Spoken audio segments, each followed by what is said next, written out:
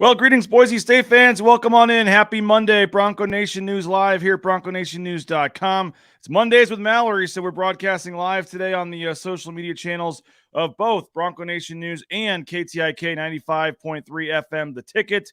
It's Facebook, that's Twitter, that's YouTube. Make sure you go follow our YouTube page. And John Mallory, you're in the RowPaint.com studios there in downtown Boise, man. Happy Monday to you. How are you, man? Man, I'm doing great, BJ. There's just so much going on in the Boise sports scene right now. I don't even know where to begin. Kidding aside, we're having fun, obviously, on this Monday, kind of in a transition period for the sports fan in Boise, right? And we start this thing off another week. Love it, man. Ready to go. Yeah, we'll take another week kind of as just a programming note and kind of wrap up the spring game this week. We'll get your comments today. We'll hear from Steph Cobbs. We'll hear from JL Skinner. We'll get Jay Tuss comments, Mike Prater later this week, kind of reviewing the spring game. And then we'll kind of put, spring football to bed for at least a couple weeks. And we'll go back to basketball for a few weeks. Next Monday, we'll start a little 2-week series kind of reviewing last year from each player on the basketball team moving forward. Then we'll get into players to watch in football, questions, key position battles. We got all kinds of stuff. We'll have daily Boise State content for you every single day here at 9 a.m. moving forward. So even though it's the summer, we'll still have you covered with stuff moving forward. So, Johnny, appreciate it, man. Let's start with that spring game on Saturday. We were there in the press box at Albertson Stadium, the Paul J. Schneider press box, and what were your thoughts, just your initial takeaways? I know we're probably going to spend a lot of time talking about Hank Bachmeier, and there were all kinds of comments and post-game calls on you and Prater's post-game show and on KBOI, and we had some as well. But for fans watching this now, I guess get your comments in, your questions in. What do you think of the spring game? What were your takeaways? You concerned at all? You feeling good? And, Johnny, I'll just throw that to you. Where are you at generally first from Saturday's spring game? I guess I'll just start with the spring game for those folks who were there at Albertson Stadium, too. I wish it would have been a little more exciting just because I wanted to watch football that day. And I get it. Spring games aren't there to be exciting in most cases. They're there, kind of work out a lot of the issues for a spring ball, kind of put a bow on spring practice, let the fans come out and see the kids full, and in many cases, live football. And I wish there would have been more shots taken, more deep plays, maybe to some of these receivers, a few more splash plays. And maybe they were there and the quarterback or whatever the situation was, whether it's a miscommunication here that they weren't able to convert on some of those plays. And I also understand coaches will always say, in spring games, we don't want to give anybody an idea of what we're doing. But okay, well, you can throw deep. You can, you can run a traditional flea flicker here or there, and I don't think anybody's going to know. They think they've stolen the recipe to Coca-Cola or something, right? I wish it would have been a little more exciting, easier on the eyes for the fans. That said, that out of the way, I think there's a lot of questions going into this season with this football team, BJ, and we'll see if they get answered. And if they don't, then there's going to be a lot of disappointment. And I think it starts with the offense. Obviously, the 3 and outs. I know fans didn't want to see that. It seemed like there were a few more 3 and outs than you'd like, especially from an offense with a veteran quarterback there. Kalani didn't play much, so you had some new running backs in there. But, the defense rules the roost with this football team, and the offense struggled, I felt, to move the ball, to have any type of consistency. Like I kept sitting up there in the press box saying, okay, Hank, let's go. There's a big drive for you. Come on. Because Hank played, I think, more than most of us. And he actually did. He actually did, by the way. Like he'd say, I don't say you were cheering, but you were saying, okay, Hank, like let's see something from you this drive. Yeah. Let's go. Let's see something. You were sitting right next to me, and we both said it. There were multiple drives where we're like, okay, time to offense, put a drive together here. Let's see something. And we didn't see a 10-play drive here. Hank, let's see you operate under this offense that, it's year 2. You don't have a new OC this year for the first time in your career, Hank. Things are supposed to run a little more smoothly. And to me, it seemed like they weren't running all that smoothly for that game. Credit the defense, I guess. But my biggest question marks or storylines here, BJ, who's going to win QB2? I think that's going to be an interesting battle over the summer with Vidlek and Green. What's going to happen with the offensive line? Can that become the strength of this offense, the O-line? And I think playmakers on offense. I don't know if there's a lack of playmakers on offense, but guys like Cobbs, I thought played well, had a couple of catches. We keep hearing about Bolt and everybody in between who are going to be the true playmakers on this offense. Catch the ball, make guys miss, turn 7-yard catches into 22-yard gains. That for offense, for me, there's a lot of questions there. And spring game doesn't tell you a whole lot, though, does it? No, Carter Davis chiming in. Defense looks solid. I think the vanilla play calling and the weather made it hard for the offense to shine like the fans may have wanted. Derek Morales saying spring games are always intentionally vanilla on offense, but was excited to see Ginty at work. There were a couple nice runs there from Ashton Ginty, right? He scored the touchdown. I thought that was a good short yardage teeter. And then, yeah, there was a play, I think, to the right side. I've got footage of that. I'll pull it up here. A guy miss. That was a good play, too. So I think fans should be, I don't know, I think they should be pretty happy with what they saw from Ashton Ginty. Everybody keeps telling us here's a true freshman that's going to come right in and play, and he's probably going to be your running back number 2. And as you know, I mean, heck, Cyrus Abibi-Likio as the RB2 on this team last year, BJ, had, about 600 yards from scrimmage. That's the role for your second running back. You need to be a 500 to 800 yards from scrimmage type of guy. This team, this offense needs those yards. So I think Ginty checked a few boxes for the fans. Bachmeier, 12 of 23 with an interception. We'll talk about him. He did have a touchdown as well. Vidlak was 3 for 10. Taylon Green was 1 for 4. Neither one of those guys got a ton. This was a sack here by Braxton Feely. The defense had 3 sacks. The defense had 3 interceptions. But this was the drive where Bachmeier started to get it going here in the second quarter. A nice completion down the middle there to Davis Cutter. There was a pass, I believe, coming up here to Austin Bolt as well. Austin Bolt had 2 catches in this game, but looked a little more involved. Oh, there's Ginty pushing forward. He had another run that we'll see where he goes outside Johnny and got some yards. I believe this was the pass down the field, maybe to Cobbs here. But there was one drive here where he started to get it going. And, oh, no, that's Bolt, and then Cobbs is the next play. So there's Bolt, getting a 12-yard gain. Johnny, he was out there. He had a couple of catches and was more involved, I think, than we've seen him in the past. And this play right here was a nice play down the seam to the left to Steph Cobbs. Nice ball here, Johnny. Yeah, it's just too few and far between, I think. But here comes the pick. Here comes the pick, though, and then we can get into Bachmeier, really. But here's Bachmeier. Misreads this here. The ball gets tipped by Brandon Hawkins, picked off by J.L. Skinner. And as you'll hear J.L. say in a minute, man, the interception dance right here is in midseason form, man. Look, he's got the what do the kids call that dance? BJ, I couldn't tell you. Okay. We'll finish the highlights and then we'll come back to this. But here's the touchdown from Ashton Ginty, 2 yards there. Nice push by the O-line, opening up the hole for him. They were without 2 starters along the offensive line in this game. Now here's Taylon Green getting a chance. And it's so hard, Johnny, because they don't tackle the quarterbacks in this game, right? So here's a play where Green scrambles, probably scores a touchdown on this play running with his legs if it's not ruled down up here. I mean, he's moving right here and they can't hit him. I thought Green showed some things with his legs, didn't show a ton with his arm in this game. And as one of the commenters said, there was about a 20-mile-an-hour wind. This was a scary play where Austin Bolt caught the ball and then slammed into the sideline there, but he was okay and got up all right. But here's another drive here. Green, Taylon Green, I think this is when he got picked off, right? Oladipo. Yeah, there's 23. Oladipo with a nice pick there. And we had talked to him. I know he's one of the guys looking for that nickel spot. Nice interception for him.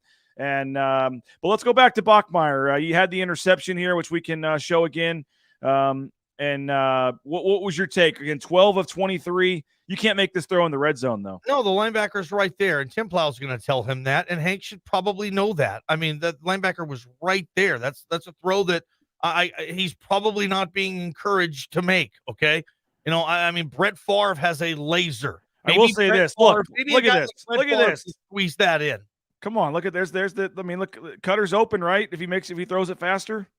Oh, Cutter on the left there. No, who's he throwing? No, is it Raftal or who is it? I can't tell the number. The tight end there.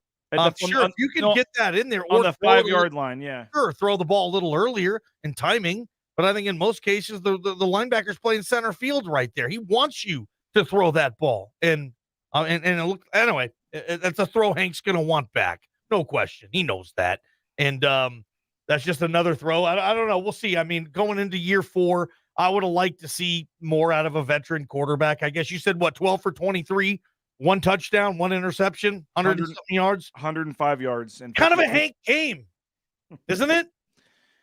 Are we really doing this, though? Are we making large assumptions about Hank Bachmeier being who he is, not improving, all this stuff based on, a couple throws in a spring game with wind and I don't know. That's probably unfair. Sure. I mean, a lot of fans were doing that. I get it. You didn't have Helani. I mean, George Helani didn't play in this game for just one to keep him healthy.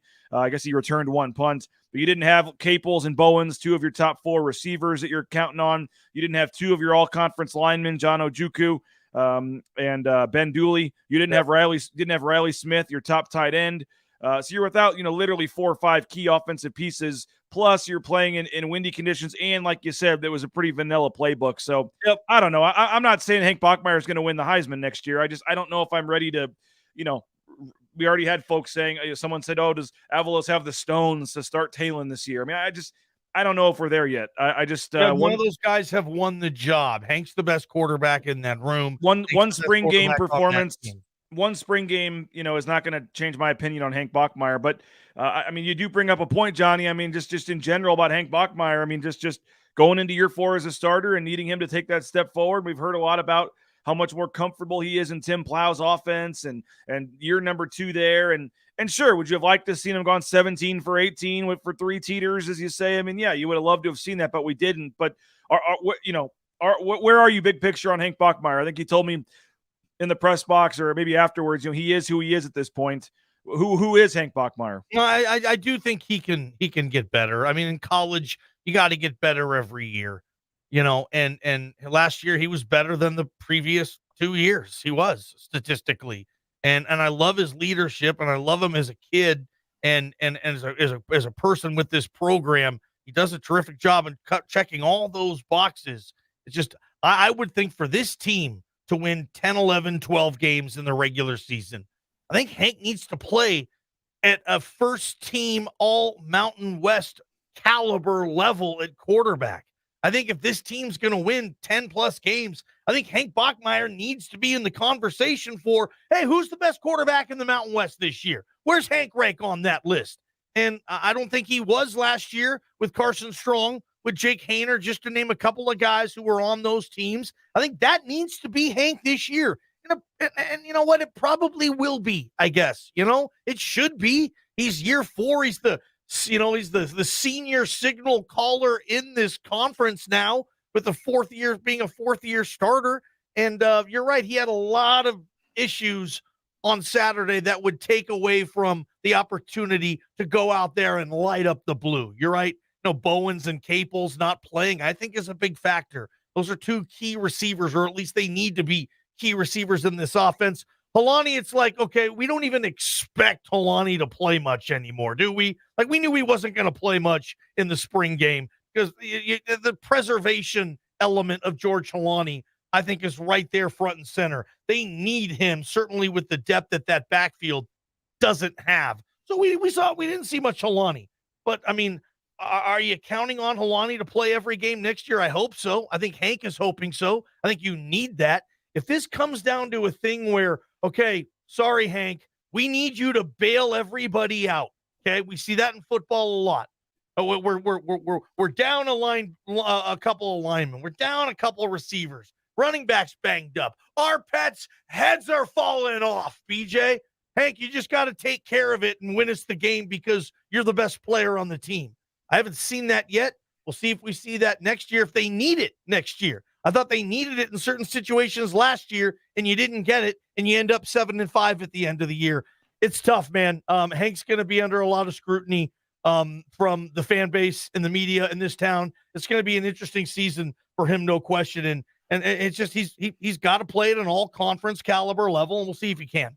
Want to hear from Steph Cobbs in a second. I also want to get your take on QB2, which you mentioned. But first, transportation compliance service. If you're looking to get into the trucking industry, 1,000 people a day are switching. It's a booming industry. If you're looking for a fresh start, a new career change, it's got great benefits, great pay, but you can't do it yourself. TCS will help you get all the permits filled out, all the things you need, the DOT permits, the overweight permits. If you try to do it yourself, it's too hard. You're not going to be able to get it done. Just let TCS take care of you, and they'll get you set up every step of the way. You can check them out, transcom.com. workerscompservice.com, and they'll get you out there towing that first load in no time. United Commercial Insurance as well. If you own a business, and there's a lot of business owners that listen to us, hey, you may think you have good business insurance. UCI can get you a better rate. Check them out, unitedcommercialinsurance.com. The best in business insurance, all kinds of, whether it be like workers' comp or liability, all kinds of stuff. UCI can take care of you. They can write policies in 44 states around the country. So check them out, unitedcommercialinsurance.com. And don't forget Boise Dentistry Co. as well. 21st, Johnny, I got my checkup, my next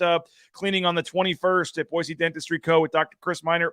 Those are my kids on the screen there. Our family has made the switch to Dr. Minert, and hopefully you will as well. Boise Dentistry Co., family dentistry and wellness. You can check them out, get more information, boisedentistryco.com. Let's hear from Steph Cobbs. Johnny, briefly, it was real windy. It was cold, so the audio is not crystal clear, but here's a short bit of Steph Cobbs, the wide receiver for Boise State. And again, he had 6 catches, 61 yards, Johnny. 6 for 61 and a touchdown. Had that 25-yard catch as well. So he's emerging as that top receiver and had the best day of the receivers, which was good to see. Here's Steph Cobbs after the spring game.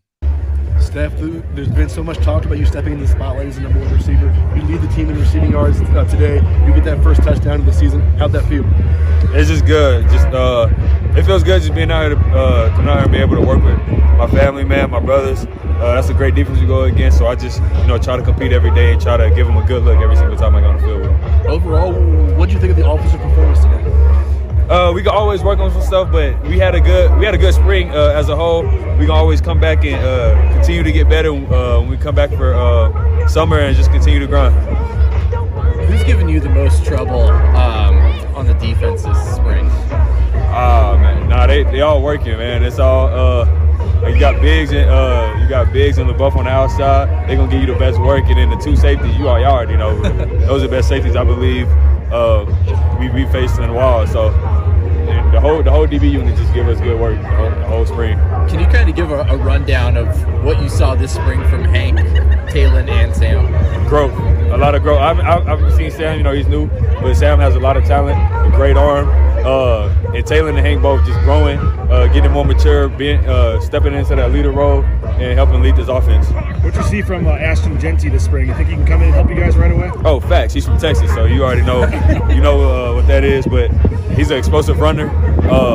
He's good breaking tackles and making dudes miss. And he got him one today. So yeah. Steph, out of your group, outside yourself, who's impressed you this spring? All of them. DK stepped up. He's been making great plays. Billy got hurt, but before he got hurt, he came in. He did real good, making plays. So everybody's just been coming in, making plays. The young guys starting to step up, getting into this offense and starting to learn the role in the offense too.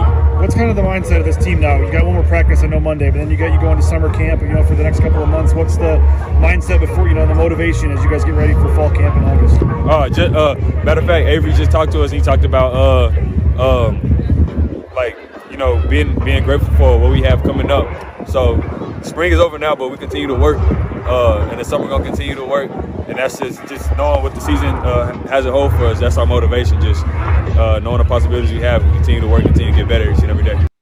Well, there he is, Steph Cobbs, talking to the media after the spring game, and he was asked about the quarterbacks there, and I think he looks like he's ready, Johnny, to be that number 1 guy. I don't think there's any concern with Steph Cobbs. He's certainly going to need some guys behind him to step up a little bit. We mentioned Caples and Bowens being out, but QB too. You mentioned that. You said that's one of the biggest battles going into the summer, into the fall camp. And let's be honest, you mentioned about George Helani being available every game.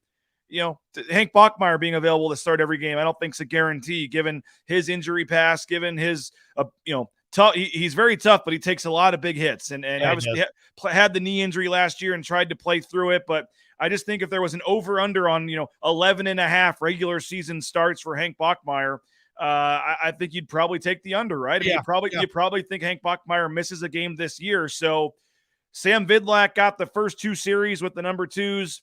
I think we all thought this was going to be Talon Green coming in as the number 2, and they obviously want to keep him happy so he doesn't transfer, and that's a whole side story to this, Johnny. But where are you with QB2 at this point? And that's obviously going to be a big battle and a big decision that, like I said, has more implications than just this season.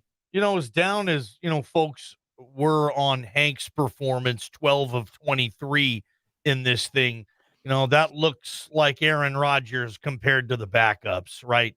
I mean, the backup quarterbacks were not able to move the football against even the second-team defense. 4 for 13 for 21 yards. Collectively, 4 for 13 for 21 yards, you said? Yeah, that puts Hank in the College Football Hall of Fame compared to these guys. So there's a lot of work, and it's an experience. Taylor Green just saw a tiny bit of action last year, as did Sam Vidlak at Oregon State. He didn't play much. I think the only game maybe he got in was against my Vandals. Love you guys though. But that's going to be a big battle. And you're right. That kid, whoever wins it, QB2, you're probably going to have to play sometimes based on Hank's history. And again, just throw in the more questions I have with this team next year. It's just kind of got to be a foregone conclusion in this town that, Boise State football on a typical year, they'll be 9-3. On a good year, you win 10 plus games, and on a bad year, you go 7-5. And I have a lot of questions that need to be answered with this team next year. I don't have a lot of answers, right? I don't think we can go down the list and say, okay, that's going to happen. That's going to happen. That's going to happen. Okay, all this stuff. Yeah, they're going to win their 10 games. Typical Boise State team. A lot of questions with this team, and QB2 is one of them. And that's a really good point. What happens? Like, I took it as Sam Vidlak is the QB2 right now if the season started today, but it doesn't. They have a whole nother round of fall camp, right? I don't know. Do they flip a coin? Did Sam Vidlak, was it some type of reward? He got that first rep with the twos. Did you talk to anybody on that, BJ? No, I mean, I do think you can, you can't put too much into the spring game stats, but I think you can put something into how the reps are distributed in the spring game. I mean, they usually, how you did the first 15, 14 practices, whatever it is, usually shows up in terms of how many reps you get in the game. And Sam Vidlak was the first one to come out with the number 2 offense. Didn't last year Tim Plow tell us Hank started the spring game because he just by a whisker outlasted Jack Sears in spring ball? Tim Plow told us that. That's why Hank started. He earned that. So I would imagine the same policy goes for QB2. Yep. Carter Davis saying, I think Vidlak is QB2, which sucks because I really like Green as a player. He just seems to not feel confident throwing it. Derek saying, nice day for Hank versus the toughest defense he will face all year. Maybe so. Sure. Carter saying, I understand the veteran optics, but I think the summer and fall ball can just make Hank even better. Perry saying, how many QB throws were rushed because of the worry about sacks? That's part of football, all part of football, though. Quarterbacks get rushed, and in a game, you're actually going to get hit on some of those. Yep, no doubt about it. Hey, This team needs Hank, real quick. I love you, Ridley's. This team needs Hank Bachmeier to have a really good season, not just in leadership and toughness, but also, in my opinion, in statistical data. Quarterbacks with better stats in a lot of cases are able to win games too. Now, I'm not saying like stats are coming before wins. Of course not. But Hank's always had nice wins, but the stats really never seem to come with it. And I think this year you're gonna need to see more of that, BJ. So who's your QB2 right now? I mean, if Hank Bachmeier misses a game next season right now, who do you think's the starter? I'm a Taylor Green guy. I think Taylor Green will get that job back. I think this program, this coaching staff, has more invested in him. Certainly the fans, they want to see the big kid out there too. And what he provides with his legs as well, and what he provides with his legs and running the football. And like you said, I think long term, they don't want Taylor Green to all of a sudden transfer. I don't know if they want to hitch their wagon to Sam Vidlak for the next 3 years. So, there was one play, BJ, where Taylor Green, again, the quarterbacks can't run in this thing, but this is when the offense was going from south to north, and it was on the left side, and Green steps back, and you could see he had a clear lane outside his left tackle, and he probably would have been a 40 or 50-yard gain, but they blew the whistle. And I was like, okay, in a real-life setting, that's a huge splash play that Taylor Green can provide this offense if that offense needs more of those splash plays. So, well, I think he plays. There's going to be a package for him, right? He's going to play. I mean, we saw him, was it the Fresno State game where he came in there and had a 17-yard run last year in one of his few plays that he got in? I mean, I certainly think that, maybe it's a situation where Vidlak is the quote-unquote number 2, but Green comes in and runs some packages and gets a chance to Hill roll. Yeah, maybe so. Remember when they had Cozart out there and him and Rippon, and they'd do some kind of trick plays even where Cozart would line up wide or in the backfield. They'd get them both out there together. Do they develop some package to try to mess with people where they get Green out there and then try to keep him happy because he's involved in the game plan? But if they need an extended quarterback for a long period of time, maybe it is Vidlac at that point. I'm not sure.